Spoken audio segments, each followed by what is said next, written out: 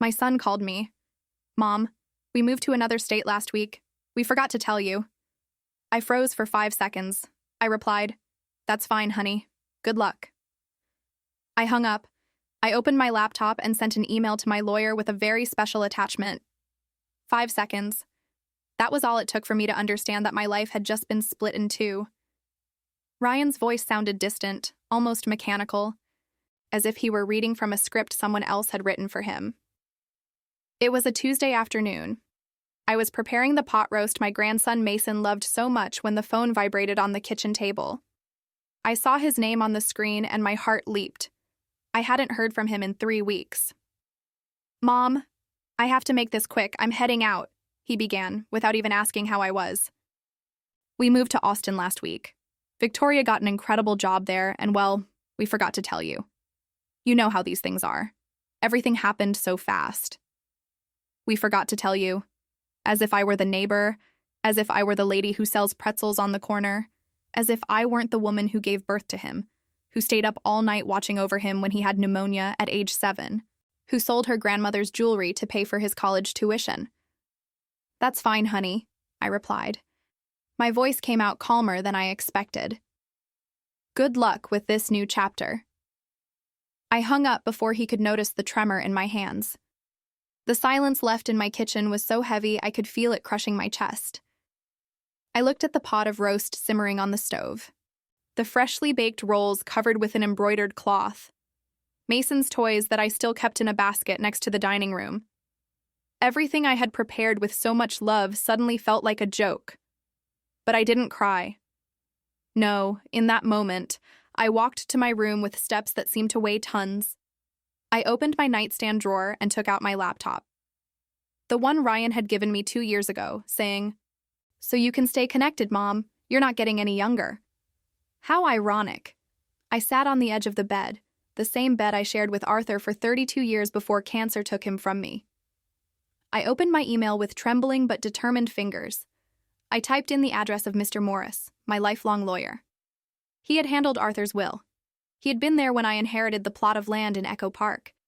That piece of earth now worth over $3 million. The same land where, just 8 months ago, I agreed to let Ryan and Victoria build our family home. Our home.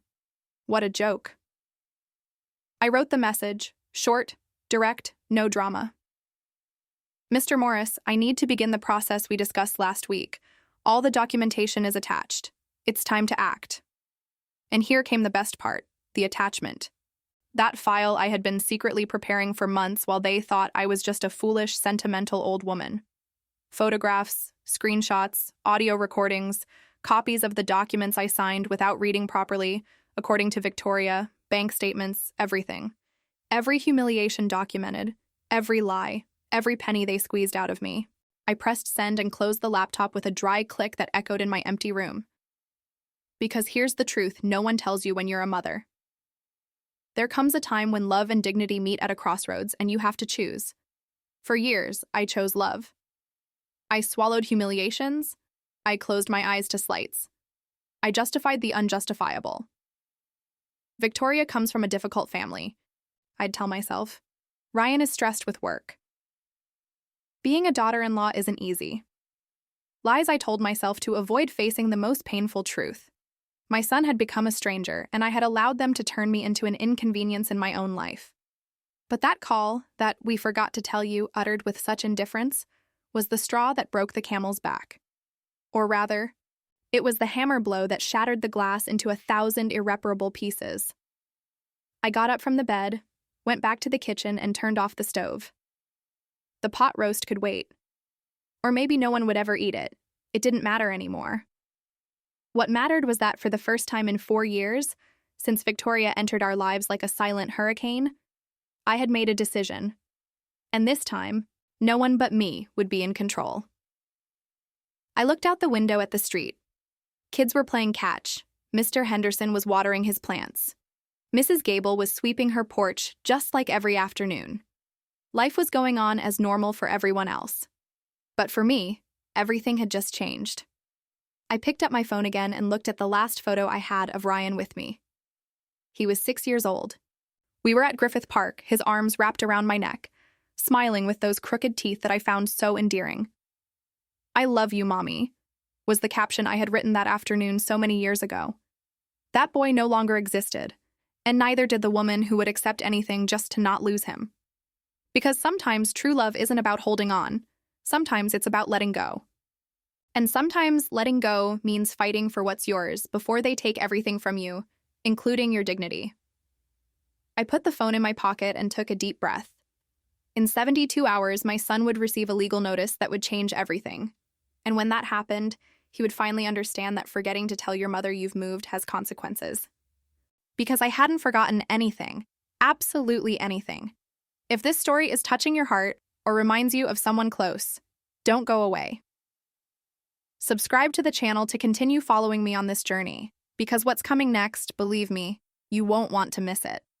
4 years ago, when Ryan called to tell me he wanted to introduce me to someone special, I felt that excitement only a mother can understand. My son, my only son, had finally found someone who made him happy after so long focused only on his engineering job. It was a Sunday in October.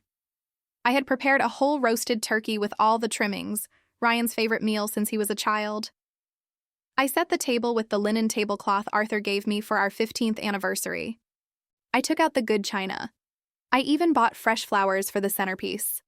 I wanted everything to be perfect. When the doorbell rang, I wiped my hands on my apron and opened the door with a huge smile. Victoria was almost 5'9". She wore sky-high heels that made her seem even more imposing, and she had on a wine-colored pantsuit that screamed money. Her brown hair fell perfectly on her shoulders. Her makeup was impeccable. She was beautiful, I couldn't deny that, but there was something in her eyes, something I couldn't decipher at that moment. "A pleasure to meet you, Mrs. Eleanor," she said, extending her hand instead of giving me a hug. Her handshake was firm, almost aggressive. "Ryan has told me so much about you." Ryan was beaming. I had never seen him like that, with that light in his eyes, that smile that wouldn't leave his face. He was truly in love, and I wanted him to be happy, so I ignored that little voice inside me that said something was off. During dinner, Victoria talked nonstop about her job at a consulting firm, her business trips to San Francisco and Denver, her ambitious plans. Ryan barely got a word in.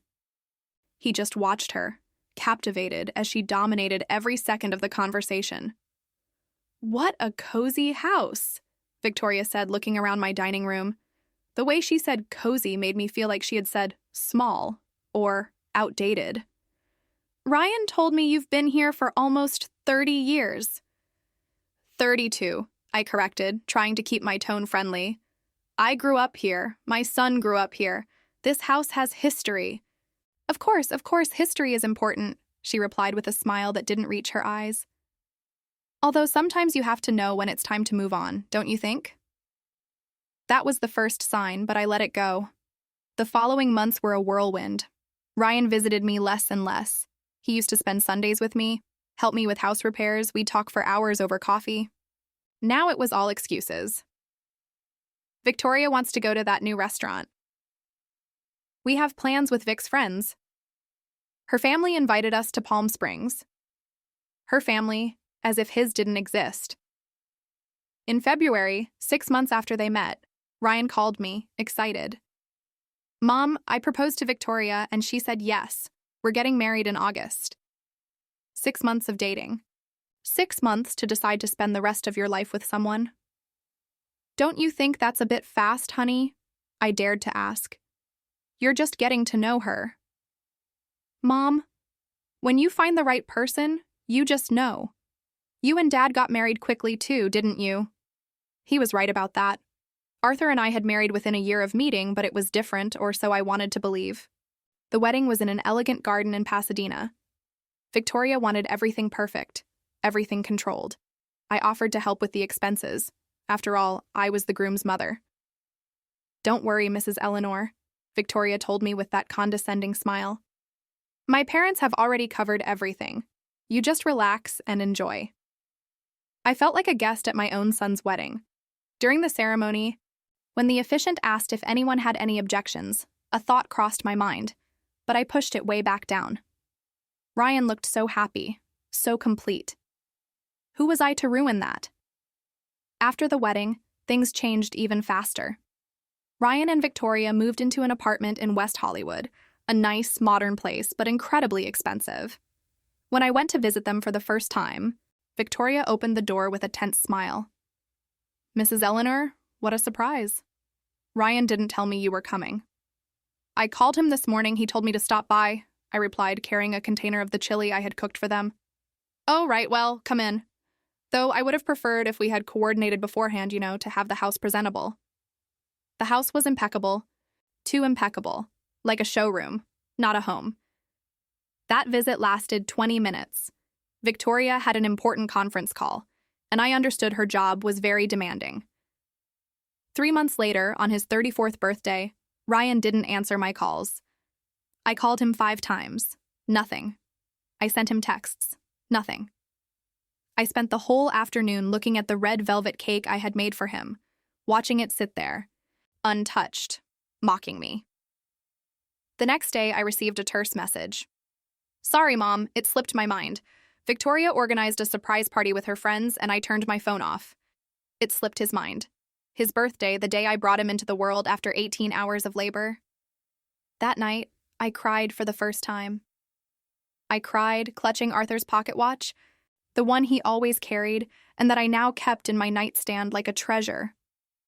"Oh, Arthur," I whispered in the darkness of my room. "What is happening to our son?" But the worst was yet to come. I couldn't even imagine what Victoria had planned, or how she would use the mother's love I felt as a weapon against me. Because when December came and they invited me to spend Christmas with them, I thought things would get better. I thought maybe it was a matter of time, of Victoria getting used to me. How wrong I was. Christmas dinner was at Victoria's parents' house in Beverly Hills, a 3-story mansion with a garden and even a fountain. I arrived with my honey-glazed ham and my pecan pie, proud to share our traditions. Victoria's mother, Gabrielle, greeted me with feigned kindness. "Oh, Mrs. Eleanor, you shouldn't have bothered. We already have the dinner catered." My food ended up in the kitchen, tucked away among the dirty dishes. During dinner, I was seated at the far end of the table, away from Ryan. I listened to laughter, toasts, conversations I wasn't part of. At one point, Victoria raised her glass and said, "A toast to this beautiful family that welcomed me. To my in-laws who are no longer with us, but who would surely be proud of Ryan." Arthur wasn't there, but I was. I was right there, alive, present, invisible. Ryan didn't even correct his wife. He just toasted with a smile. That night, I went home alone in a cab while everyone else continued to celebrate. And there, in the back seat of that car that smelled of pine air freshener and old cigarettes, I made a decision. I wasn't going to beg for a place in my son's life anymore. If they wanted to push me away, they could try, but it wouldn't be as easy as they thought. The following months were like watching someone die in slow motion. Every unanswered call, every excuse, every, "I'll call you back. Mom," that never came. It was like tearing a piece of my soul away. February arrived with its cold air and empty promises. On my 66th birthday, I woke up early as always. I made coffee, sat at the kitchen table, and waited. I waited for the call that used to come at 7 a.m. without fail.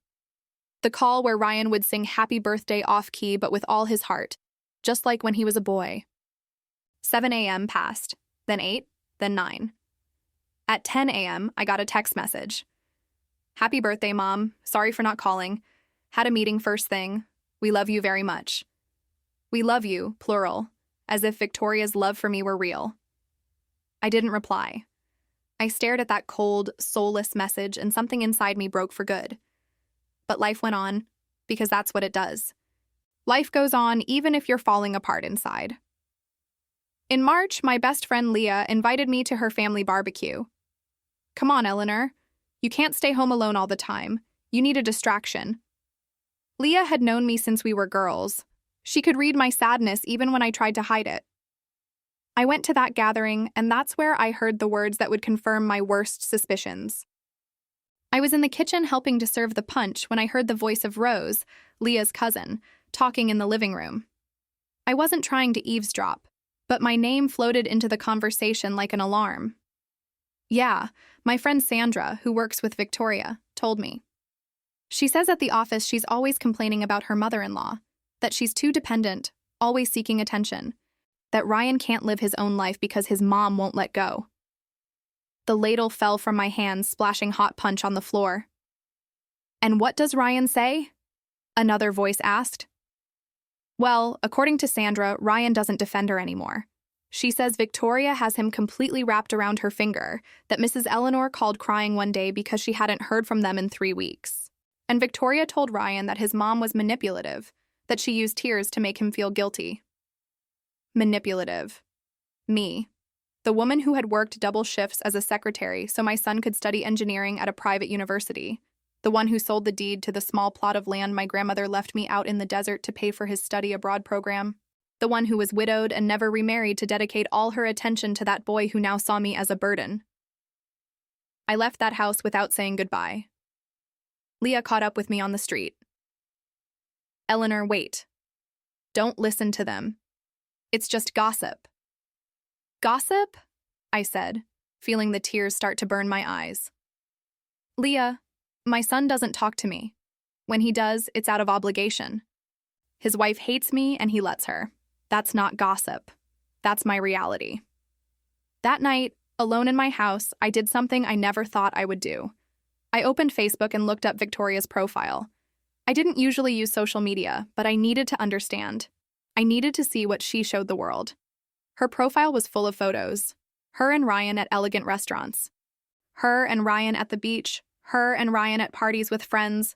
Perfect smiles, studied poses, cheesy captions about true love. I kept scrolling and found a Christmas photo, the same Christmas where I had been, invisible in that mansion. The photo showed Victoria, Ryan, and her parents. The caption read, "Christmas with the family, blessed to have the best in-laws in the world." I didn't exist.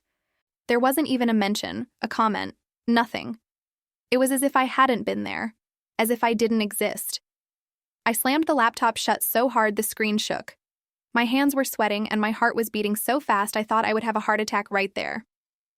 But the worst came in April, during a family lunch organized by Arthur's sister, my sister-in-law Patrice. It was her daughter's birthday, and we all gathered at her house in the valley. I arrived early, as always, to help with the preparations. Ryan and Victoria arrived 2 hours late. When they walked in, Victoria was wearing an ivory silk blouse that must have cost more than 2 months of my rent. Ryan was carrying a bottle of wine that probably wasn't cheap either. They looked elegant, successful, perfect. "Sorry we're late," Victoria said with that smile I knew so well. "We had a breakfast meeting with some investors. You know how business is." Patrice gave them their seats at the main table. I ended up sitting with the distant cousins near the kitchen. During the meal, Victoria monopolized all the attention. She talked about her promotion at the company, the new SUV they were about to buy, their plans to travel to Europe in the summer. "And well," she said at one point, daintily wiping her mouth with her napkin, "we're also looking at options to move into a bigger house. The apartment is getting too small for us." Ryan nodded excitedly. "Yeah, we're looking in the Santa Monica or Venice area, something with a yard, 3 bedrooms, something with potential." 3 bedrooms. One for them, one for a study, one for guests. At no point did they mention one for the grandmother, for me. "And what about Eleanor?" Patrice asked. "God bless my sister-in-law. Haven't you thought about something with space for her too? I mean, so she can be close to the grandchild when one comes along." The silence that followed was so thick you could cut it with a knife. Victoria let out a nervous laugh. "Oh, Patrice, you're so funny. Eleanor is perfectly fine in her house. She has her things, her memories, her independence. I don't think she'd want to be moving at her age, right, Eleanor?" Everyone turned to look at me. I was at the back near the kitchen, like a second-class guest at my own family's party. "No, of course not," I lied, feeling my throat tighten. "I'm very comfortable where I am." Victoria smiled victoriously. Ryan didn't even look at me. That afternoon, as everyone said their goodbyes with hugs and promises to see each other soon, I approached Ryan. I took his arm gently. "Honey, can we talk for a moment?" He looked at Victoria as if asking for permission. She checked her watch. Ryan, we have to go. We're supposed to meet the Martins at 6. Mom, can it be another day?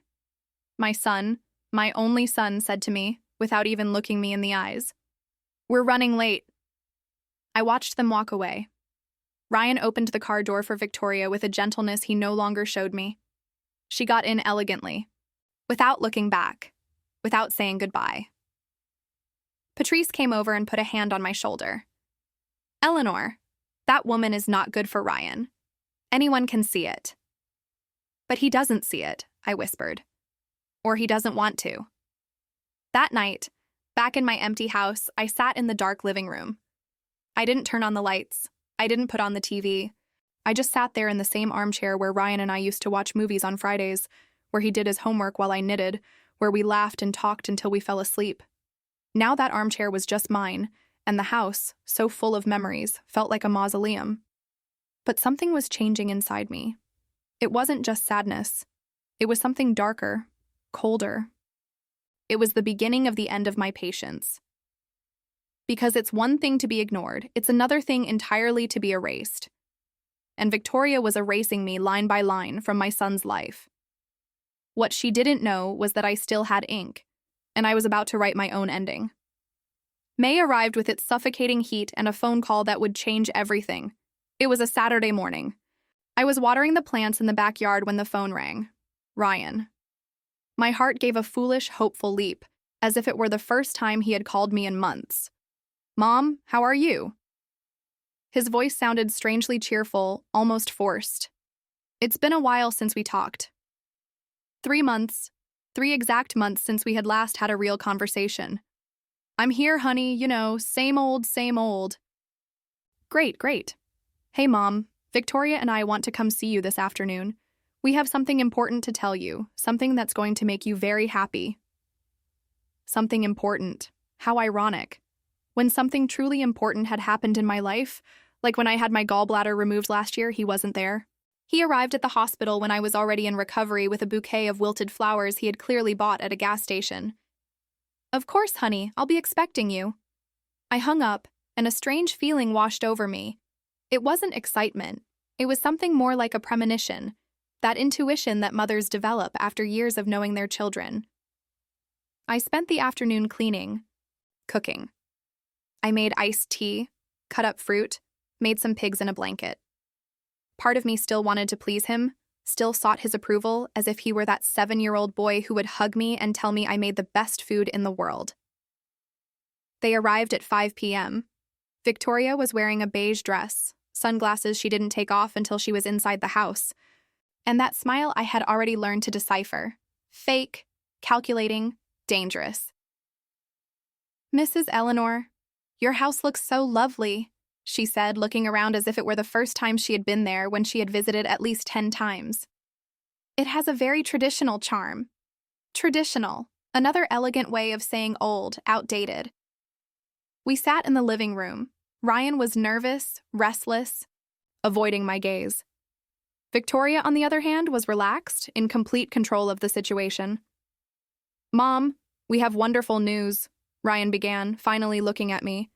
His eyes were shining, but I couldn't tell if it was happiness or something else.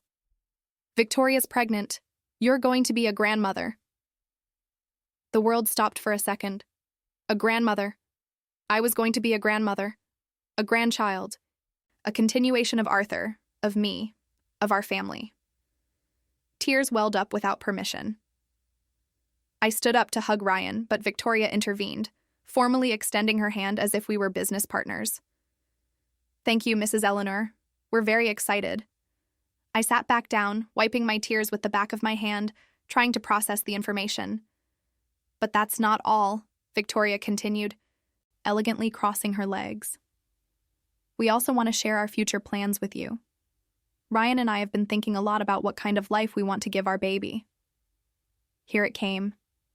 I felt it in the air, in the way Victoria leaned forward, in how Ryan stared at the floor. The apartment where we live is too small to raise a child. We need space, a yard, a place where he can grow up safe and happy. You're right, I said, still not understanding where this was going. You could look for a house to rent while you save up to buy something of your own. Victoria let out a little laugh that sent a chill down my spine. Well, Mrs. Eleanor, actually, we came to propose something much better, something that would benefit all of us. Ryan finally spoke. Mom, we've been thinking about your land, the one in Echo Park, the one Dad left you. My land. The land Arthur bought 20 years ago with his life savings. The land that had appreciated year after year as the area became one of the most sought after in the city. 500 square feet in a prime location. My nest egg, my security. What about my land? I asked, feeling my mouth go dry. Well, Victoria took the floor as if it were her conversation, her decision. The truth is, at your age, Mrs. Eleanor, maintaining a property of that size is complicated. You have to pay property taxes, utilities, and you're not even using it. It's just sitting there empty, with no purpose. It's my inheritance, I replied, more firmly than I expected. It's what Arthur left me. Exactly, Ryan interrupted with that soft voice he used when he wanted to convince me of something. It's your inheritance, Mom, but it could be so much more. We could build a beautiful house there, a large 2-story house with a yard, and you could live with us. We'd be a real family. A real family. As if we hadn't been one before. As if the last 4 years of distance and disdain were just my imagination. We'd build everything with our savings, Victoria continued. We have very good contacts with architects and builders. We'd do something modern, functional, and obviously we'd have a special space for you, Mrs. Eleanor. Your own bedroom with a private bath so you have privacy, but you're close to your grandchild. My own bedroom on my own land. How generous. I don't know, I said slowly, trying to gather my thoughts. It's a very big step. I need to think about it. Victoria's mask cracked for a second. I saw frustration in her eyes. Mom! Ryan knelt in front of me, taking my hands. It had been so long since he had touched me like that, I had almost forgotten how it felt. Think about it. You could watch your grandchild grow up every day. You wouldn't be alone in this big house. We'd all be together, as a family. Isn't that what you've always wanted? He was right. It was exactly what I had always wanted. To be close to my son, to my future grandchild, to not wake up alone every morning in this house full of memories and empty of life. And how would it work exactly? I asked, feeling my resistance begin to crumble. The expenses, the construction, the ownership? It would all be very simple, Victoria said, pulling some perfectly folded papers from her purse. My friend Bernard is a notary. He would help us with all the paperwork. Basically, you would retain ownership of the land, but give us legal permission to build. It's a temporary contract while the house is being built. Then, when everything is ready, we can make the final arrangements so that we're all registered as owners. All very transparent, all legal. The papers trembled in my hands. There was fine print, long paragraphs, legal terms I didn't understand. I don't know, let me read it over. Consult with Mr. Morris. Mr. Morris. Victoria almost spat the name. That man must be like 90 years old, Mom. With all due respect, we need up-to-date lawyers who understand how things work now. Mr. Morris was 74 and had been Arthur's trusted lawyer for 30 years. But Victoria had a way of making you doubt everything, even the people you trusted most. Mom, Ryan squeezed my hands. Trust me. When have I ever let you down? That question hurt more than he could imagine because the answer was, constantly, for the last 4 years. But in that moment, with his pleading eyes and the promise of a grandchild, of a united family, of no longer being alone, all of that clouded my judgment. All right, I whispered, but I want to read everything before I sign. Victoria smiled, and that smile should have warned me that I had just made the biggest mistake of my life. The next 3 months were a whirlwind of contradictory emotions. On one hand, Ryan was back in my life. He called me almost every day. He'd stop by on weekends. He even went to the farmer's market with me one Saturday, just like when he was a boy. On the other hand, something didn't feel right. It was as if everything was too perfect, too sudden.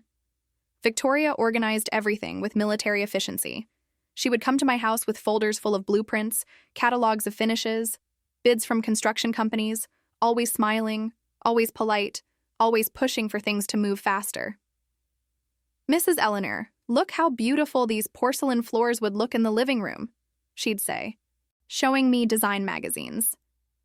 "And in your bedroom, we could put in a huge closet with space for all your things." My bedroom. Every time she said it, something in my stomach twisted. One afternoon in July, Victoria arrived with Bernard, the notary. He was a man of about 45, expensive suit, rehearsed smile, a handshake that was too firm. "Mrs. Eleanor, a pleasure. Victoria has spoken wonders of you," he said, opening his briefcase on my dining room table. "We're going to make this quick and simple so you don't have to worry." Quick and simple. Those words should have alarmed me. He placed a stack of documents in front of me. "This is just a temporary authorization, so your son can begin construction on the land.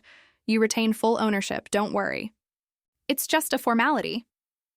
"And why can't he build without this paper?" I asked, trying to understand. Bernard let out a condescending laugh. "Oh, ma'am, it's because the bank won't lend money for construction if the applicant doesn't have a document proving their right to build on the property.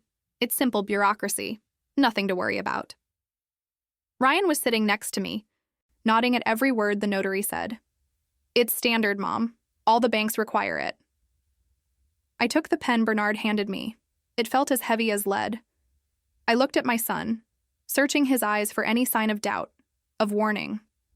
I only saw excitement, hope, that light that had been extinguished for years. I signed 1, 2, 3 pages, my full name on each dotted line. "Perfect," Bernard said, quickly gathering the papers. "In 2 weeks, we should have the loan approved and we can start construction." They kept their word. 2 weeks later, the machines arrived at my property. The noise of the tractors, the dust, the constant movement of workers transformed that quiet space into an organized chaos. Ryan took me to see the progress every week. "Look, Mom, this is where the huge kitchen with the center island will be. And back there, your room, with big windows to let the sun in." By September, the walls were up. It was a beautiful house, I couldn't deny it. 2 stories, modern facade, large windows. Victoria had designed every detail. One Sunday, while we were eating at my house, Victoria dropped the bomb. "Mrs. Eleanor, we have some wonderful news," she said, stroking her 5-month belly. "The baby is a boy. We're going to name him Mason, after my grandfather." Mason. They didn't even consider naming him Arthur after his paternal grandfather. What a lovely name, I lied, feeling a pang in my chest. "And well, with the baby on the way, we need to speed up construction," Victoria continued. "The problem is, the budget is running a bit higher than we expected. Material costs went up. You know how things are." Ryan cleared his throat uncomfortably. "Mom, we were thinking, well, the land is yours. The house is going to be for everyone. Could you help us with a portion of the construction costs?" There it was. The real reason for this sudden reconciliation. "How much do you need?" I asked, though I already knew the answer would be high. $250,000, Victoria said without blinking. "I know it sounds like a lot, but it's an investment. It's for the house where your grandson will grow up." $250,000, the savings I had from my retirement, from Arthur's life insurance, from years of work, my financial cushion, my security. "That's all I have," I whispered. "We know, Mom." Ryan took my hand. "And that's why it means so much to us. It would be your gift to your grandson. Imagine when Mason grows up, you can tell him that his grandmother helped build his house." Victoria added, "Besides, Mrs. Eleanor, when the construction is finished, the house will be worth at least $3 million. Your investment will triple." The following days were torture. Mr. Morris called me, worried. "Eleanor, I don't like this. Let me review the papers you signed." But it was too late. I had already said yes. I had already promised the money, and most importantly, I had already seen the hope in Ryan's eyes. I transferred the $250,000 to the construction company's account. I watched as my bank balance plummeted, leaving me with barely $50,000 in reserve. That night, I couldn't sleep. I lay there staring at the ceiling, clutching Arthur's pocket watch. "Forgive me, my love," I whispered to the air. Forgive me for spending your savings like this, but it's for our grandson. It's for the family. In December, Mason was born. When Ryan called me from the hospital, I was ready with the diaper bag I'd bought, the little gifts I had knitted with my own hands. Mom, better not come today. Victoria is very tired and needs to rest. We'll let you know tomorrow. Tomorrow turned into 3 days. When they finally let me go to the hospital, Mason was already 4 days old. The room was filled with flowers, balloons, visitors. Victoria's parents, her sisters, her friends. I arrived with my humble gift and my broken heart. Victoria allowed me to hold Mason for exactly 5 minutes. Be careful with his head, Mrs. Eleanor. Not like that. Let me show you how. That beautiful baby with Ryan's eyes and Arthur's nose was my grandson, but he felt like Victoria's private property. February arrived with the house nearly finished. It looked spectacular, but when I went to see my supposed bedroom, my heart sank. It wasn't a bedroom, it was a utility room. Small, dark, with a tiny bathroom and a window that faced the backyard. It's temporary, Mom, Ryan explained, until we finish getting everything settled. A lie. It was all a lie, and I had been too foolish to see it coming. March of the following year came with the promise of the move. The house was ready, impressive, with its 2 gleaming floors and perfectly landscaped garden. Victoria organized a small housewarming party. She invited her friends, her parents, her colleagues from work. I helped in the kitchen, preparing appetizers that no one thanked me for. Mrs. Eleanor, the shrimp goes on the terrace table. Not here, Victoria corrected me, moving the platter I had so carefully arranged. During the tour Victoria gave her guests, I heard every word from the kitchen. This is the master bedroom with a walk-in closet and ensuite bathroom. Here's Mason's room, designed in neutral colors to stimulate his development. And this is Ryan's study. No one asked where my room was. No one seemed to notice my absence from the tour. When everyone had left, Victoria took me to the back of the house. Here's your space, Mrs. Eleanor. I know it's small, but it's cozy. Cozy. The room was barely 10 by 10 feet. The single bed just fit next to the old wardrobe they had brought from my house. The bathroom was so narrow you had to enter sideways. The window faced the neighbor's wall. It's temporary. I repeated Ryan's words like a mantra. It's temporary. But it wasn't. The move was chaotic. The furniture from my house was scattered throughout the new construction. My living room set ended up in the main family room, my dining set in the guest area, my paintings on the walls Victoria chose. All my things were spread everywhere, but nothing was truly mine. Oh, Mrs. Eleanor, this armchair is very worn out. We'd better put it in storage, Victoria would say, pointing to the armchair where Arthur read the newspaper every morning. These plates are chipped. We should throw them out. My parents' wedding china with its gold rims and small imperfections. This painting doesn't go with the modern decor. The painting Ryan painted for me in elementary school, his first self-portrait. My entire life was being discarded, piece by piece. The rules came in the second week. Victoria called them coexistence agreements and wrote them on a sheet of paper she stuck to the refrigerator with a magnet. Kitchen hours, 7-8 a.m. and 6 to 7 p.m. Outside these hours, please do not use the stove. No receiving visitors without 24 hours notice. Laundry days, Tuesdays and Fridays, maximum 2 loads. Prohibited to enter Mason's room without authorization. I read that list, feeling the humiliation burn my cheeks. Prohibited from entering my own grandson's room. They're just to help us be more organized, Ryan explained when I complained. Living together requires boundaries, Mom. Don't take it personally. How could I not take it personally when they were treating me like an employee on my own land? The humiliations became daily. One Tuesday, Victoria entered my room without knocking.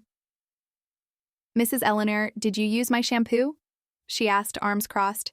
No, I have my own. Well, because yesterday it was full and today it's half empty. And since you're the only one who goes into the upstairs bathroom when you clean? I'm telling you, I didn't use it, Victoria. Fine, I'm just saying if you need something you can ask. You don't have to take things that aren't yours.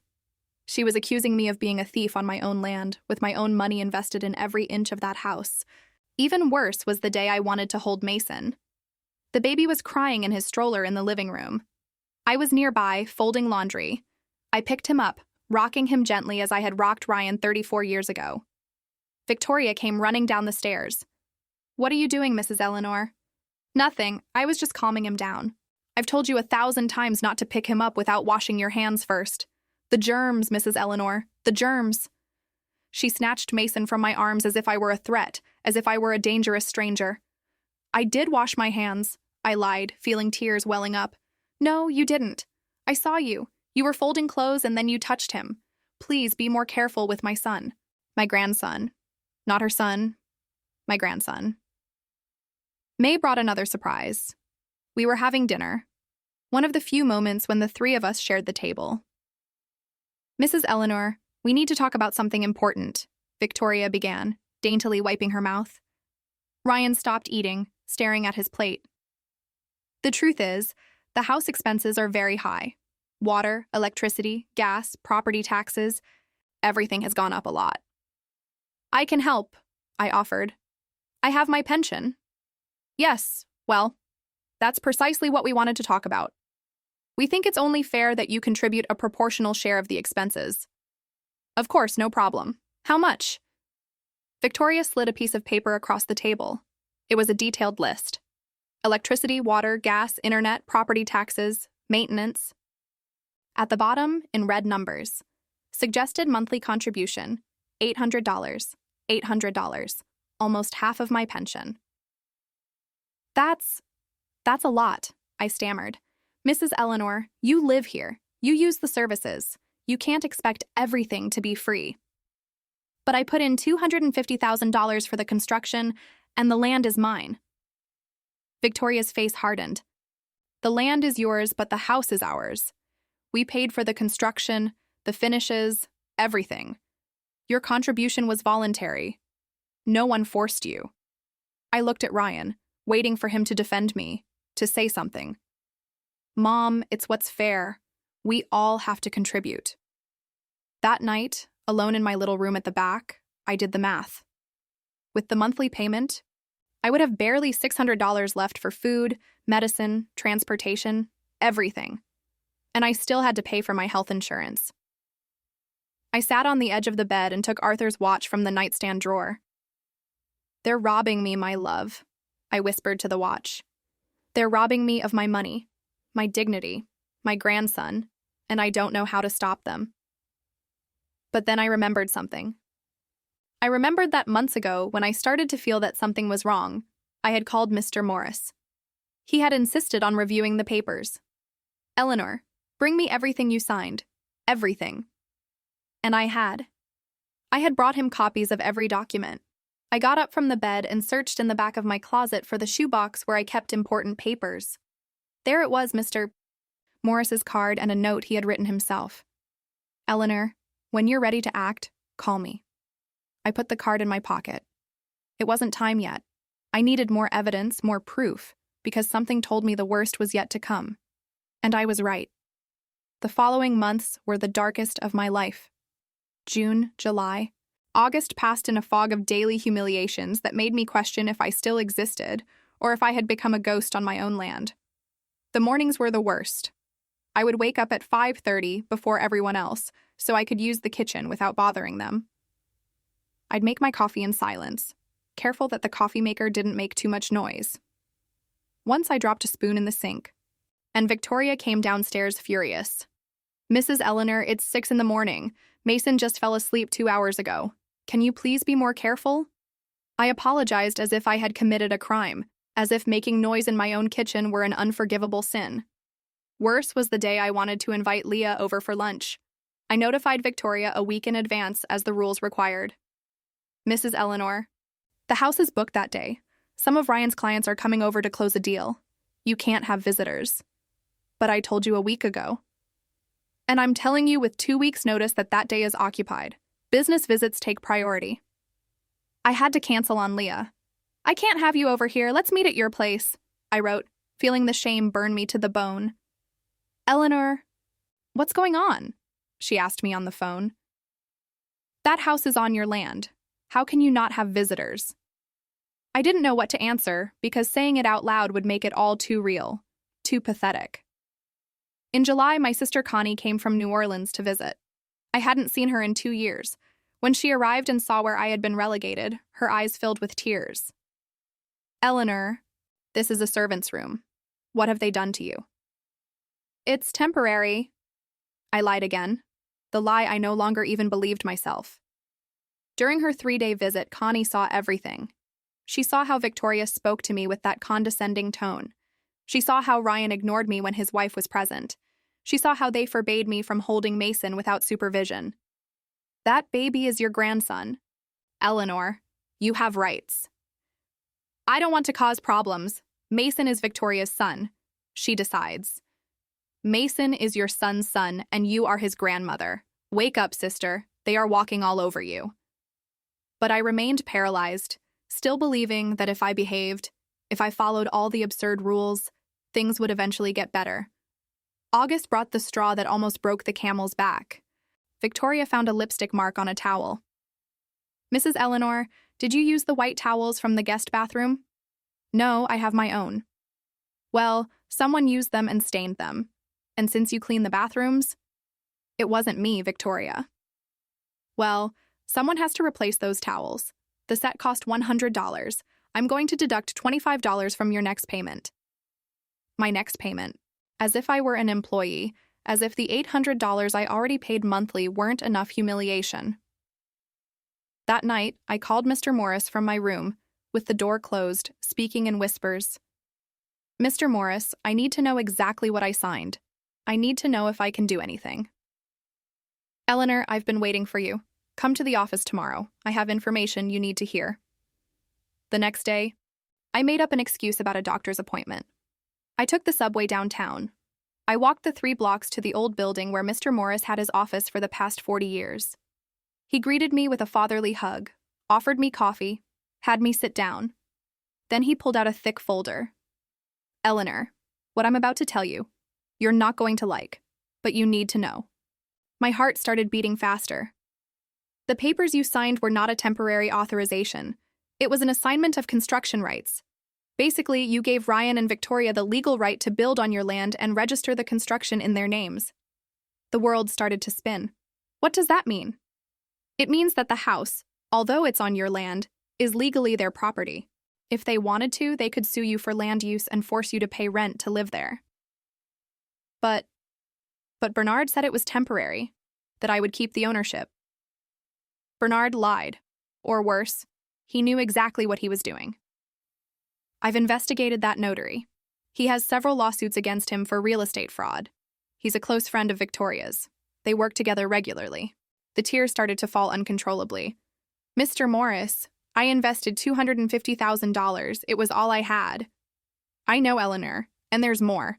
I looked into Victoria's finances. She has over $40,000 in credit card debt. She's being sued by 2 banks. That woman is desperate for money. It all started to make sense.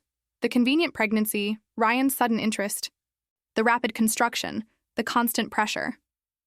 What can I do? I asked, wiping my tears. We can sue. We have grounds for fraud, to recover your investment, to fight for the property. But I need you to bring me more evidence. Recordings, messages, documents, everything you can get. I left that office a different person. I was no longer the naive grandmother who believed in her son's good intentions. I was a woman who had just understood that she had been scammed by her own family. I bought a small recording device at a downtown electronics store. $40 that pained me to spend, but I knew it was an investment. Back at the house, or what was left of it, Victoria was waiting for me at the door. Where were you, Mrs. Eleanor? I was looking for you all afternoon. Mason was crying, and I needed you to watch him while I worked. My doctor's appointment, I told you. Well, next time, leave your phone on. I called you like 10 times. I checked my phone. There were no missed calls. That night, in my room, I activated the recorder and hid it in the pocket of my housecoat. From that moment on, every conversation, every humiliation, every absurd order was recorded. September came with the rent collection. Victoria called me into the living room. Mrs. Eleanor, the $800 a month is no longer enough. The utilities went up. Starting this month, it will be $200, $1,200, more than half my pension. I can't pay that, Victoria. Then we'll have to look for other alternatives. Maybe it's time for you to find a more affordable place to live. The recorder in my pocket captured every word, every veiled threat, every attempt to push me off my own land, and I kept gathering evidence. I kept being the obedient old woman who didn't cause problems, because now I had a plan. Now I knew exactly what I had to do. I was just waiting for the perfect moment to act. October found me transformed. On the outside, I was still the same submissive Eleanor, the one who asked for permission to use her own kitchen, the one who bowed her head at every one of Victoria's commands. Inside, I was a woman on a mission, a woman documenting every injustice with the precision of a detective. The recorder became my best ally. I carried it in the pocket of my housecoat, in my grocery bag, hidden among the cleaning rags. Every conversation was recorded, every humiliation, every threat, every lie. One afternoon, while pretending to clean Ryan's study, I found something that made my blood run cold. On his desk, half hidden under some papers, was a bank document, a statement for a mortgage loan. I took out my phone with trembling hands and took a picture. The loan was for $2 million. The collateral, my land. The guarantee, the construction registered in Ryan and Victoria's names. They had used my property to go into debt, without my permission, without my knowledge. That night, I met with Mr. Morris again. I brought him the photos, the recordings, everything. Eleanor, this is fraud, major fraud. They used your property as collateral without your consent. And what was the loan for? Mr. Morris investigated. 2 days later, he called me with the answer. The money was used to pay off Victoria's debts and to buy the new SUV they have. It wasn't for the construction. The construction was paid for by you with your $250,000. I sat on a park bench where no one could hear my conversation. The world spun around me as I processed the information. I also discovered something else, Mr. Morris continued. Bernard the notary was disbarred 3 months ago. The documents you signed don't have full legal validity. There are irregularities. What does that mean? It means we can fight and we can win. But we need to act soon, before they try to legalize anything else or sell the property. Sell? They can do that? With the fraudulent documents they have, they could try. I've seen cases like it. That's why we need to move now, Eleanor. I spent the next few weeks preparing. Mr. Morris drafted the lawsuit. Real estate fraud, illegal use of property as collateral, document forgery, dispossession. We gathered all the evidence, the recordings, the photos, the bank statements, testimonies from Leah and Connie. We also investigated Victoria more thoroughly. Mr. Morris hired a private investigator. What we discovered was devastating. Victoria had 2 maxed-out credit cards. She owed $40,000, as Mr. Morris had said, but she also had a pending fraud lawsuit from a previous company where she worked. She had forged invoices, been fired, and sued. Ryan knew nothing about this. My son had married a professional liar and didn't even know it. One November evening, as we were having dinner, Victoria dropped another bomb. Mrs. Eleanor, Ryan and I have been thinking. This living situation isn't working out. Ryan stared at his plate, unable to look me in the eye. We think it would be better for everyone if you found your own space, a small apartment nearby. That way, we'd maintain our independence but still keep in touch.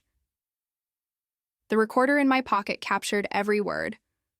But this is my land, I said softly, without getting upset. Yes, but the house is ours. And living all together is causing friction. You deserve your peace and quiet, Mrs. Eleanor. We can help you with the rent for a place for the first few months while you get settled. They wanted me out. They wanted my land, my investment, my inheritance, and they wanted to throw me out like a piece of old furniture that was no longer useful. Let me think about it, I said, getting up from the table. In my room, I called Mr. Morris. It's time. Get everything ready. I want to act next week. Are you sure, Eleanor? Completely sure. The next few days were the hardest of my life. To keep pretending everything was normal, knowing what was coming. Watching Ryan play with Mason, knowing that in a few days our relationship would change forever. A part of me still loved my son. I still wanted to believe he was a victim of Victoria's, that she had manipulated him. But another part, the part that had awakened after months of humiliation, knew the truth. Ryan had made a choice. He had chosen money, comfort, the easy life, and he had sacrificed me in the process. The Tuesday of the following week, Ryan called me. It was noon. I was at the market buying vegetables. "Mom, I have to make this quick. I'm heading out. We moved to Austin last week. Victoria got an incredible job there, and well, we forgot to tell you. You know how these things are. Everything happened so fast." The world stopped. The lady at the vegetable stand was trying to charge me, but I couldn't hear her. I only heard those words. "We forgot to tell you." They had moved with my grandson, with my invested $250,000, with my mortgaged land, and they had forgotten to tell me. "That's fine, honey," I replied with a calm I didn't feel. "Good luck with this new chapter." I hung up, left the vegetables there unbought. I walked straight home, went up to my room, closed the door, opened my laptop. I had bought it at a cyber cafe nearby, paying in cash so Victoria wouldn't know I had one. I went to my email, drafted the message to Mr. Morris. "It's time. Let's start everything today. Latest recordings attached."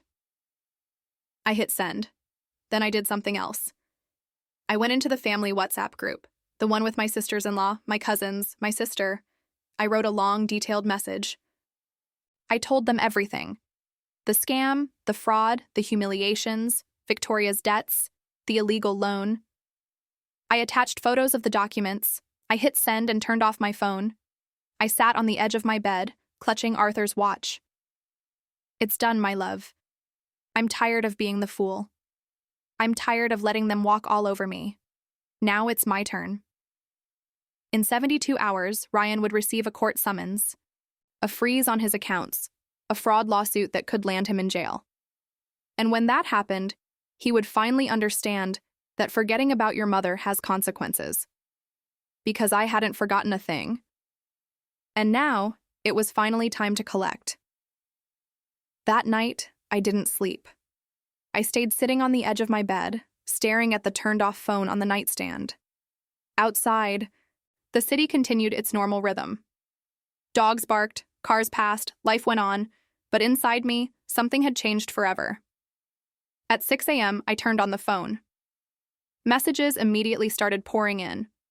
Leah, Connie, my sisters-in-law, my cousins, everyone had seen what I shared in the family group. "Eleanor, I can't believe what they did to you. Cousin, count on us for whatever you need. That miserable Ryan is going to pay for this." But the message that broke my heart was from Patrice, my sister-in-law. "Eleanor, Arthur would be so proud of you. It was about time you stood up for yourself. We love you." I showered, got dressed, made coffee. For the first time in months, I used the kitchen without fear, without watching the clock. After all, there was no one left to bother. The house was empty. Ryan and Victoria had left without saying goodbye, like thieves in the night. At 9 a.m., Mr. Morris arrived at the house. He was accompanied by a younger lawyer, his partner, Mr. Mendez. "Eleanor, good morning. Are you ready for this?" "More ready than I've been in my life." We sat at the dining room table. The table I had bought with my first paycheck as a secretary 35 years ago. Mr. Morris spread documents across the surface. "The lawsuit is filed. The judge accepted it this morning due to the flagrant fraud. In 48 hours, they'll be served. And the lien is already in process. We've frozen the account holding the mortgage loan. We've also alerted the bank so they can't make any moves with the property." Mr. Mendez added, "Furthermore, we've contacted the district attorney's office about the fraudulent notary. Bernard is already under investigation. If Victoria worked with him on this, she'll face charges too." "And Ryan?" I asked, my voice cracking. Mr. Morris sighed. "Ryan is an accomplice, Eleanor. He signed documents, used your property, benefited from the fraud. Legally, he's just as guilty as Victoria." I nodded, swallowing my tears. My son, my only son, the boy who had grown up in this house, who had played in this yard, who had promised to always take care of me. "Is there anything else you need to know?" Mr. Morris continued. "We investigated the job offer in Austin. It doesn't exist. Victoria has no job there. They moved to run to get away before you could react. So, what are they going to do? Probably try to sell the house quickly before we can catch them legally. That's why we acted so fast. The property is already frozen. They can't sell it without facing criminal consequences. I spent the rest of the day in a strange state of alert. Every time the phone rang, my heart jumped. But Ryan didn't call, nor did Victoria. Absolute silence. On Thursday afternoon, 48 hours after I sent my email, I got the call I had been waiting for. Ryan. I let it ring 3 times before answering. Mom. His voice sounded desperate, broken. Mom, what did you do? Good morning, Ryan. Don't give me that. We just got a summons from the court. You're suing us, your own mother. Yes, I'm suing you and your wife for fraud, dispossession, and illegal use of my property. You're crazy. We did everything in good faith. You agreed to everything. I agreed under false pretenses. I signed documents I was told were temporary when they were actually an assignment of rights. You used my land as collateral for a loan without my authorization and spent my $250,000 paying off Victoria's debts and buying an SUV. Silence on the other end. Mom, I didn't know. You didn't know what, Ryan? You didn't know your wife has $40,000 in debt? You didn't know she was fired from her previous job for fraud. Or you didn't know you had me living in a utility room after I invested my life savings in your house? Mom, please, we can fix this. It doesn't have to go to court. You should have thought of that before you moved without telling me, before you forgot you had a mother. It was a last-minute decision. Victoria got a job and... Victoria doesn't have a job in Austin, Ryan. We've already investigated. You left because you were running away, because you knew what you'd done. Another silence, longer, heavier. What do you want, Mom? Money? The house? Tell me what you want and we'll fix it. I want justice. I want you to face the consequences of your actions, and I want my dignity back. You're going to ruin us. The lien has left us with no money. We have a baby. Mom, your grandson. My grandson, who you wouldn't let me hold. My grandson, whose grandmother I was forgotten to be when you forgot to tell me you were moving. Please. Ryan's voice broke. Mom, please, I'm your son. Those words hurt more than I expected.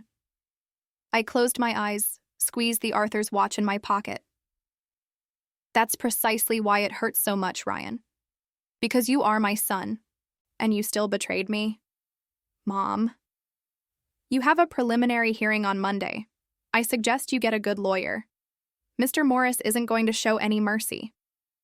Wait, don't hang up. I hung up. I turned off the phone, sat on the living room sofa, the same one where Ryan used to fall asleep watching cartoons. The tears I had been holding back finally came. I cried for the son I had lost, for the family I would never have, for the years of humiliation I had endured, believing that love could conquer all. But I also cried with relief, because for the first time in years, I had defended my dignity. I had said enough. And though it hurt, though it broke my soul, I knew I had done the right thing. Leah arrived that night with food. She sat with me in silence, holding my hand. Do you think I did the right thing? I asked her. You did what you should have done years ago, Eleanor. No one has the right to treat you like that, not even your own son. That night, I slept better than I had in months. No recorder hidden, no fear of making noise, no absurd rules taped to the refrigerator. Because finally, after so long, I felt like the owner of my own life again. The weekend was an agony of silence. Ryan didn't call again. The phone remained mute, mocking me with its dark screen. But I knew the calm was just the prelude to the storm. On Monday at 8 a.m., Mr. Morris picked me up to go to the preliminary hearing. I wore my best dress, the brown one Arthur had given me for our last anniversary. I put my hair up in an elegant bun. I wanted to look dignified, strong, not like the broken old woman they had tried to make me into. The courthouse was downtown, an old building, echoing hallways, people waiting on worn wooden benches. Mr. Morris took me to a small room. Breathe, Eleanor. You'll see. Everything will be fine. At 9 a.m. sharp, we entered the courtroom, and there they were. Ryan in a suit, looking haggard and sleep-deprived. Victoria in a discreet black dress, her hair pulled back. Minimal makeup. She was trying to look vulnerable, like a victim, but I already knew her game. We made eye contact. Ryan immediately looked down. Victoria held my gaze with pure, undisguised hatred. The judge entered, and the hearing began. He read the charges: real estate fraud, forgery, illegal use of property as mortgage collateral, dispossession. Their lawyer, a young guy in a cheap suit, tried to argue that it was all a misunderstanding, that I had given my consent, that it was a family dispute that didn't warrant legal action. Mr. Morris destroyed every argument with surgical precision. He presented the recordings where Victoria threatened to kick me out. He presented the documents for the fraudulent loan. He presented the report on Bernard, the corrupt notary. Your Honor, Mr. Morris said in a firm voice, my client is a 68-year-old woman who was systematically dispossessed of her life savings by her own son and daughter-in-law. She invested $250,000 of her only savings, believing she was building a family home. Instead, she was relegated to a utility room, forced to pay rent on her own land, and finally, abandoned without even a goodbye. Ryan wiped away tears. Victoria remained rigid, calculating. The judge reviewed the documents with a grave expression. Then he looked at Ryan. Mr. Anderson, is it true that you used your mother's land as collateral for a mortgage loan without her explicit consent? Ryan stammered. I thought she knew. Yes or no, Mr. Anderson? Yes, Your Honor. And is it true that you moved your residence without informing the owner of the land where your home was built? Yes, but that's enough. The judge closed the folder with a sharp thud. I find the plaintiff's claim to be valid. The lien on the property and bank accounts will remain in place. A criminal investigation is ordered against Mrs. Victoria Sanchez for her connection to the notary Bernard Hidalgo. Next hearing in 30 days for the presentation of additional evidence. The gavel fell. Victoria jumped to her feet. This is unfair. That manipulative old woman tricked us. She signed everything voluntarily. Order! The judge yelled. Mrs. Sanchez, one more outburst and I will hold you in contempt. You are dismissed. We left the courtroom. In the hallway, Ryan caught up with me. He looked shattered, as if he had aged 10 years in a week. Mom, please, let's talk. This doesn't have to destroy our family. Ryan, you destroyed our family when you decided I didn't matter. It was Victoria. She convinced me of everything. I didn't know about her debts, her legal problems. She lied to me. Victoria approached like a caged animal. Now you're blaming me? You agreed to everything. You signed the papers because you told me it was normal, that all families did it this way. I watched them fight and felt a strange mix of sadness and satisfaction. The perfect mask of their marriage was crumbling. Mr. Morris took my arm. Let's go, Eleanor. You don't have to witness this. But Victoria wasn't finished. She stood in front of me, arms crossed. This isn't over, old lady. We're going to fight. We're going to prove you gave us everything voluntarily. And when we lose everything because of you, you will never see your grandson again. That threat hit me in the chest. Mason, my innocent grandson, in the middle of this mess. Mason is the only thing that hurts me in all of this, I replied, my voice trembling but firm. Because he's not to blame for having a fraudulent mother and a coward for a father. But I won't let you use that child as a shield to get away with this. You're just a bitter old woman who can't stand to see her son happy. I would be happy to see my son happy. But you don't make him happy, Victoria. You're just dragging him down into your pit of lies and debt. Ryan stepped between us. That's enough, both of you. I looked him in the eyes, those eyes that had once looked at me with a son's pure love. Ryan, you still have time to do the right thing. You can testify in my favor, admit what you did, try to repair the damage. Or you can stick with her and go down completely. She's my wife, Mom. She's the mother of my child. And I'm your mother. The woman who carried you, raised you, gave you everything. But it seems that doesn't mean anything to you anymore. I turned and walked toward the exit with Mr. Morris. Behind me, I could hear Victoria's shouts, Ryan's sobs, the chaos of their world falling apart. Outside, the sun was shining with an almost offensive intensity, as if the universe were oblivious to the fact that my heart was in pieces.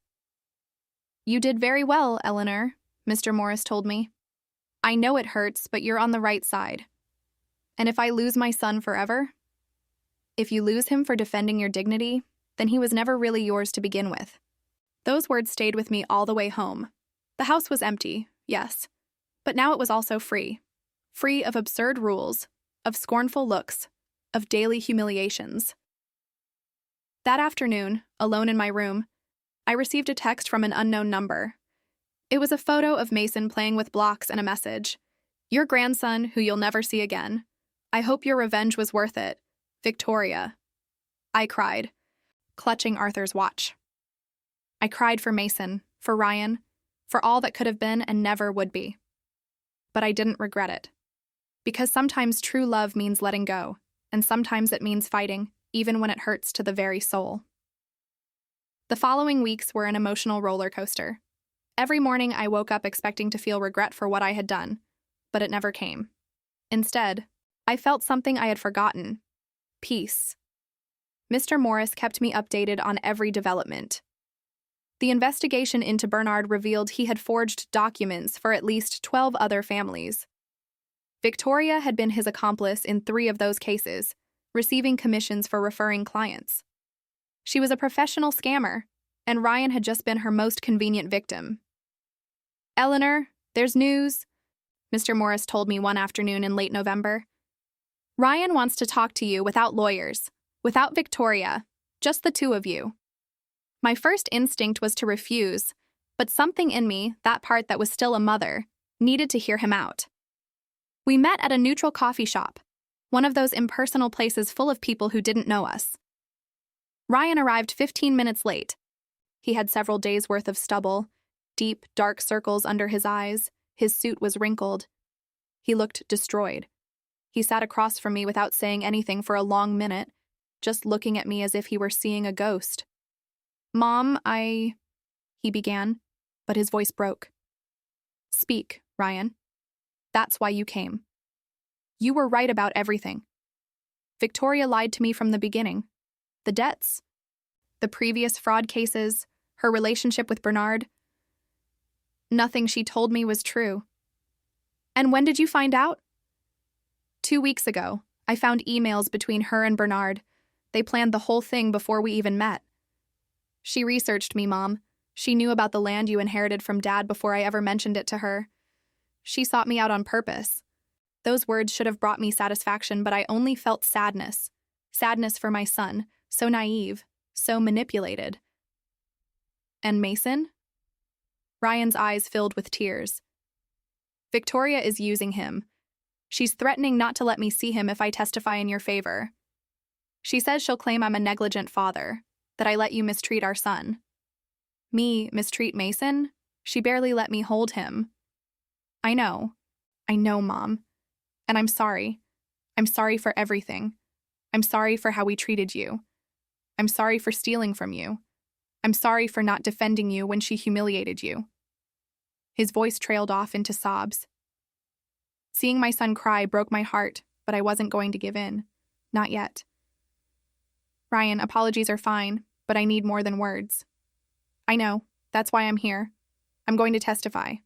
I'm going to tell the truth about everything. About how Victoria planned it all. About the fraud. About how we treated you. I'm going to face the consequences. And Victoria? I've already filed for divorce. Mr. Morris referred me to a lawyer. I'm going to fight for custody of Mason, though I know it will be hard." I reached my hand across the table and touched his. It was cold, trembling. "Honey, you did terrible things. You hurt me in ways I didn't know were possible, but you're still my son, and if you're willing to do the right thing, to face the truth, then we can try to rebuild something. Can you forgive me?" "Forgiving you will take time. Trusting you again will take even longer. But I'm willing to try. As long as you understand one thing. I will never again allow myself to be treated the way you treated me. I will never again be the convenient mother who accepts scraps of attention. I don't want you to be that, Mom. I want you to be my mother. The strong woman who raised me, the one who taught me that doing the right thing sometimes hurts, but it's necessary." 2 weeks later was the second hearing. This time, Ryan sat on my side. His testimony was devastating. He told everything.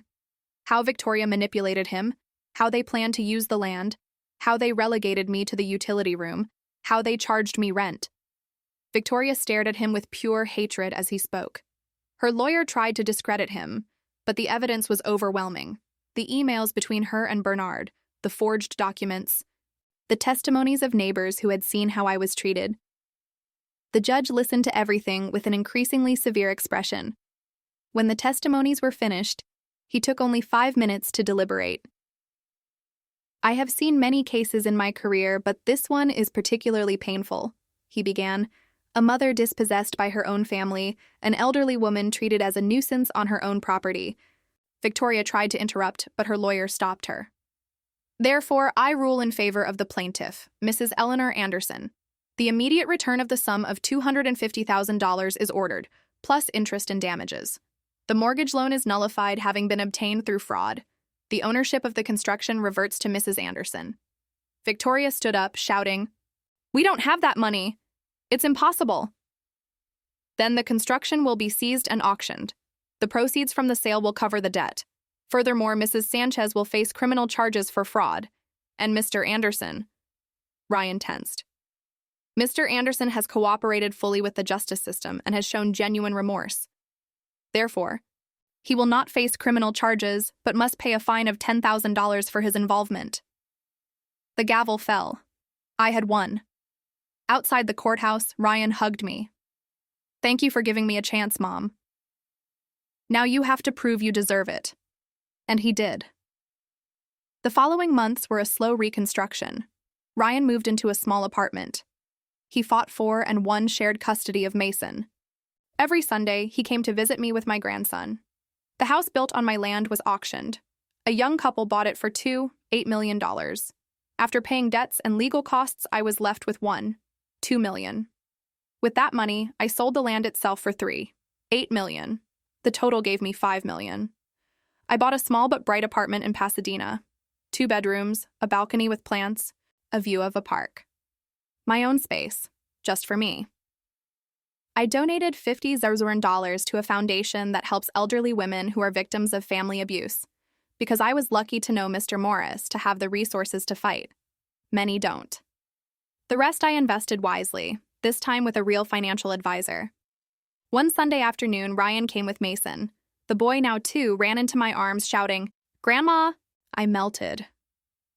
6 months after the trial's resolution, my life was completely different. I woke up one May morning in my apartment. The sun streamed through the white curtains I had chosen myself, and for the first time in years, I felt something I had forgotten. Joy. The apartment in Pasadena had become my sanctuary. Small, yes, but every corner was mine. The ivory-colored walls I painted with Leah's help, the geranium pots on the balcony, the photo of Arthur in the living room next to a new one of Mason. Here, no one told me what time I could cook or when to do my laundry. Ryan kept his word. Every Sunday, he arrived with Mason. And slowly, we rebuilt something resembling a relationship. It wasn't the same as before. It probably never would be. But it was honest. There were no more masks or convenient lies.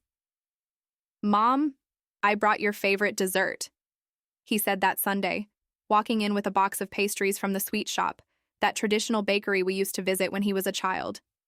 Mason ran straight into my arms. "Grandma, look at my dinosaur!" I knelt down to his level, forgetting for a moment about my knees that weren't the same anymore, and admired his toy with genuine interest. "He's beautiful, my love. What's his name?" "His name is Arthur, like my grandpa who's in heaven." My eyes filled with tears. I looked at Ryan, who was smiling sadly. "I've been telling him about Dad," he explained, "about what he was like, what he did, how much he loved you. I want Mason to know where he comes from." While Mason played in the living room, Ryan and I sat on the balcony with coffee. "How are things with Victoria?" I asked, not out of morbid curiosity, but because her situation affected my grandson. "The divorce was finalized last week. She has partial custody but with supervision. The judge didn't trust leaving her alone with Mason after everything that came out in the trial. "And how is she?" Ryan sighed. "I don't really know. She moved in with her parents in Phoenix. She's facing fraud charges along with Bernard. Her lawyer says she'll probably get a suspended sentence for being a first-time mother, but she'll have a record." "Do you hate her?" My son thought for a long time. "I don't think so. I pity her. She's a person who never learned to live without deceiving. But she's not my problem anymore. My priority now is Mason and rebuilding my life. And with me? How do you feel about me?" "Ashamed. Every day. Every time I see this apartment and think it could have been bigger, more comfortable, if we hadn't robbed you. Every time I see Mason and think about how they forbade you from holding him." "Ryan, no. Let me finish. I was a terrible son. I chose a woman I had just met over the woman who gave me life. I allowed you to be treated like garbage. And the worst part is, a part of me knew it was wrong, but it was easier to look the other way. And what did you learn from all this? That silence makes you an accomplice, that true love requires courage, and that you, Mom, are the strongest person I know." I took his hand. "I'm not strong, honey. I just got tired of being weak." That Sunday, after they left, I stayed on the balcony watching the sunset. The city stretched out before me, millions of lives, millions of stories, and I was just one more. A senior woman who almost lost everything but found the strength to reclaim her dignity. My phone rang. It was Patrice, my sister-in-law. "Eleanor, did you see today's paper?" "No, why?" "There's an article about Bernard and other corrupt notaries. They mention your case. They say that thanks to your lawsuit, 5 other families found the courage to sue." I looked up the article online. There was my story, without my full name, but recognizable. And at the end, the journalist wrote, "This woman proved that it's never too late to defend what is yours. Her bravery paved the way for other victims to find justice." I closed the phone and looked at Arthur's photo. I did it, my love. It cost me. It hurt me. It almost destroyed me. But I did it. 2 weeks later, I received an unexpected call. It was from the foundation I had donated money to. "Mrs. Anderson, we'd like you to come and give a talk. There are many women going through situations similar to yours. Your story could help them." At first, I hesitated. I didn't consider myself an example of anything. But then I thought of all the Eleanors in the world. The ones in that utility room swallowing humiliations, believing that love means enduring everything. I accepted. The talk was at a community center in East LA. There were 40 women, most over 50, all with stories of family abuse, dispossession, manipulation. When I finished telling my story, many were crying. A woman in her 70s approached me afterward. "I've been living with my daughter and son-in-law for 10 years. They treat me like a maid, but I thought that's how it had to be, that I had no choice." "There's always a choice," I said, taking her hands. "It might not be easy, it might hurt, but your dignity is worth more than the comfort of staying silent." Those words became my new purpose. I gave 3 more talks that year. I helped 2 women contact lawyers. I started a small support group that met monthly in my apartment. A year after the trial, on my 69th birthday, Ryan arrived early with Mason. "Happy birthday, Mom. I have something for you." He handed me a small box. Inside was a watch. Not just any watch. It was Arthur's pocket watch, but now restored, shining, working perfectly. "I know how much it means to you. I had it repaired. Now it works like new." I held it in my hands, listening to its steady tick-tock, and thought about the entire journey, the losses, the battles, the small and large victories. "Thank you, son." "No, Mom. Thank you for not giving up, for teaching me that it's never too late to do the right thing." That night, alone again but no longer lonely, I sat on my balcony with a cup of tea. The city glowed below, full of possibilities. I thought about the Eleanor from 2 years ago, the one who lived in a utility room asking for permission to exist. And I thought about the Eleanor of now, the one who had her own space, her own voice, her own life. 18 months after the trial, I received a certified letter. The envelope was thick, official, with the Superior Court logo. For a moment, the old fear returned. Had Victoria appealed? Was there a new problem? I opened the envelope with trembling hands, but it wasn't what I feared. It was a notification that the case had been definitively closed. Victoria had been sentenced to 2 years of suspended prison and 5 years of probation for fraud. Bernard had received 4 years in prison. It was all officially over. I called Mr. Morris immediately. "You saw it, didn't you?" he said with a satisfied voice. "Complete justice, Eleanor." "It doesn't always happen this way, Mr. Morris. I can't thank you enough for everything you did for me." "Eleanor, I just did my job. You did the hard part. You had the courage to defend yourself when it would have been easier to stay quiet." That afternoon, I decided to do something I had been putting off. I went to the cemetery where Arthur rested. I hadn't visited his grave in months, busy with my new life, with rebuilding everything I had lost. I cleaned the headstone carefully. I replaced the withered flowers with fresh gladiolas, his favorites. I sat on the grass beside him, not caring if I dirtied my skirt. "It's all over, my love," I said in a low voice. "I got our dignity back. I recovered the value of what we built together. And although it almost cost me our son, I think in the end, I got him back too." The wind blew gently, rustling the leaves of the trees. I wanted to believe it was Arthur telling me he was proud. I wish you could see Mason. He looks so much like Ryan when he was a boy. He has that same loud laugh, that same curiosity about everything. And he calls me Grandma with so much affection that sometimes I forget all the bad things that happened.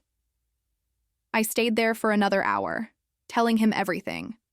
The Sundays with Ryan, the talks at the community center, the women I had helped, my apartment that smelled of coffee and fresh flowers every morning. When I got up to leave, I left something next to the flowers. It was a photocopy of the final judgment. I wanted Arthur to know somehow that I had fought for what he had left me. The next Sunday, Ryan arrived with news.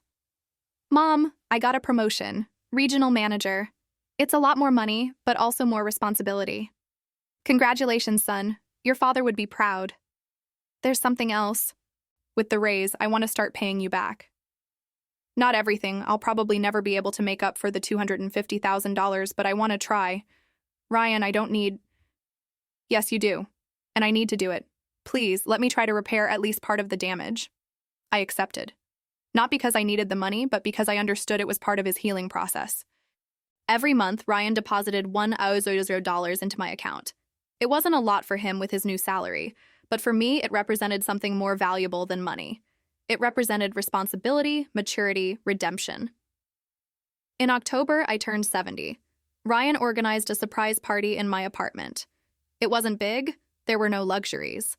Leah was there, my sister Connie, who traveled from New Orleans, Patrice with her daughters, some new neighbors who had become friends, and the women from the support group I had formed. Mason ran towards me shouting, "Surprise, Grandma! I helped pick the cake." It was chocolate, my favorite. Simple but perfect. During the party, as I looked at all those people who truly loved me, who were celebrating with me not out of obligation but genuine affection, I understood something. I had gained much more than I had lost. Yes, I had lost money. I had lost years of a relationship with my son. I had lost the illusion of a perfect family. But I had gained self-respect. I had gained authenticity. I had gained the certainty that I could survive, that I was stronger than I thought. At the end of the night, when everyone had gone, Ryan stayed to help me clean up. "Mom, can I ask you something?" "Of course, son. Have you forgiven me? Really, not just in words." I stopped, putting down the plate I was washing. I looked him straight in the eyes. "You know what I learned from all this, Ryan? That forgiveness isn't an event. It's a process. There are days when I see you with Mason and my heart fills with love, and I feel like everything is in the past. There are other days when I remember that utility room, and I still feel anger. I understand. But what I can tell you is that I chose to let go of the resentment. Not for you, but for me, because carrying that weight was killing me. So yes, I have forgiven you. But forgiveness doesn't mean forgetting. It means remembering without pain." Ryan nodded with tears in his eyes. "That's all I can ask for." That night, after he left, I sat on my balcony as I did every night, but this time with Arthur's watch in my hands, listening to its constant tick-tock. I thought of the Eleanor who answered that phone call almost 2 years ago. The one who heard, "We forgot to tell you," and felt her world collapse. That Eleanor was broken, lost, resigned. Now I was someone else. Not better or worse, just different. Someone who knew how to set boundaries. Someone who understood that self-love is not selfishness. Someone who had learned that sometimes you have to break everything to rebuild it better. The city sparkled before me with its millions of lights, its millions of stories, and I was just one more. But it was mine. Completely mine. I closed my eyes and breathed deeply. The fresh night air, the distant sound of traffic, the scent of the gardenias on my balcony. All of it was real. All of it was mine. And for the first time in years, that was more than enough. 2.5 years after that phone call that changed my life, I found myself sitting on my balcony again, but this time with a notebook in my hands. One of the women from the support group had suggested I write my full story. "Mrs. Eleanor, what you went through needs to be told. There are thousands of women who need to know they're not alone, that you can get out of it." So I started writing, not to publish a book or anything grand, just to leave a record so that one day when Mason grew up, he could read these pages and understand why his grandmother did what she did. It was a sunny Saturday in March when I finished the last page. That very day, Ryan arrived with unexpected news. "Mom, Victoria is leaving the country. She got a job in Spain. She's taking Mason." My heart sank. "What about the shared custody?" The judge authorized the move. Victoria fulfilled all the requirements of her probation. She's been going to therapy, paid all the fines. The judge considered it's better for Mason to have stability, even if it means living far away. And how do you feel? Devastated, but also relieved. Victoria needs a fresh start, away from all this. And maybe, just maybe, that will make her a better person, for Mason's sake. "Did you forgive her too?" Ryan thought for a moment. I don't know if forgive is the right word, but I understood that she's also a victim of her own lies. She grew up believing that money and appearances were everything. She never had an example of real love. In a way, Mom, she's poorer than we are, even with that job in Europe. A week later, we all went to the airport. Victoria looked different. No excessive makeup, simple clothes, her hair in a simple ponytail. She almost looked human. When she saw me, she hesitated. Then she approached with Mason in hand. "Mrs. Eleanor, she began, but the words got stuck. "Take good care of my grandson," I said simply. "That's all that matters now." She nodded, her eyes shining. "I will, and I'm sorry for everything. I know it's not enough, but it's the truth." "Then I wish you well, Victoria. Truly." I knelt in front of Mason, who was now 3.5. "My love, you're going to a very beautiful place with your mommy, but Grandma will always be here. Yes, we'll talk on video calls. I'll send you letters and drawings. And my dinosaur Arthur?" he asked in his little voice. "Your dinosaur Arthur will watch over you from here, my sweetie. And your grandpa in heaven will too." I hugged him with all my soul, trying to store that moment in my memory for the difficult days ahead. We watched them go through security. Mason turned around 3 times to wave goodbye with his little hand. Ryan was crying silently beside me. "My son is leaving, Mom. He's going far away. But not forever. He'll come back for holidays, and when he's older, he'll decide where he wants to be." On the way back, Ryan walked me to my apartment. "Mom, I know things will never be like they were, but do you think one day we can be a normal family? Without all this weight from the past?" "Honey, normal families don't exist. They all have their problems, their secrets, their scars. What matters is if we're willing to heal together." "And are you willing?" "I've been willing for 2.5 years, Ryan. Waiting for you to finish processing everything. Waiting for you to grow up enough to understand what family really means." That night, alone again, I opened the notebook where I had written my story. I read the last line I had written. And then I understood that freedom has a price, but dignity is priceless. I thought about the whole journey, about that Eleanor who lived in a utility room asking for permission to exist, about the one who opened her laptop and sent that email that changed everything, about the one who faced her son in a courtroom, about the one who rebuilt her life from scratch at 68. Each of those Eleanors was me, and all of them together had created the woman I was now. My phone buzzed. It was a message from one of the women in the support group, Rosa, who had found the courage to sue her family last week. Mrs. Eleanor, thank you for teaching me that it's never too late to reclaim my life. Today, I started living again. I smiled. Maybe that was the real victory. Not the money recovered, not the house, not even the rebuilt relationship with Ryan. It was knowing that my pain had served a purpose, that my story could light the path for other women trapped in the same darkness. I got up and walked to the window. The city stretched out before me, alive, pulsating, full of stories like mine. Stories of women who learn late, but learn nonetheless. Who fall, but get back up. Who lose, but win the most important thing, themselves. I picked up Arthur's watch from the table. We did it, my love. It wasn't how we planned, but we did it. Our son learned. Our grandson will know where he comes from, and I became myself again. The watch showed 10 p.m. A new day would begin in 2 hours. A new day where I would choose how to live, what to do, who to be with. A new day of freedom. Because in the end, that's what I had won. Not a perfect house or a perfect family. I had won the freedom to be imperfect, to make mistakes, to set boundaries, to say no, to say yes, to live without asking for permission. And that, I discovered, was the true wealth. Not what you possess, but what you don't allow to be taken from you. Not what you inherit, but what you build with your own hands. Not what others think of you, but what you think of yourself. I closed the window and turned off the lights.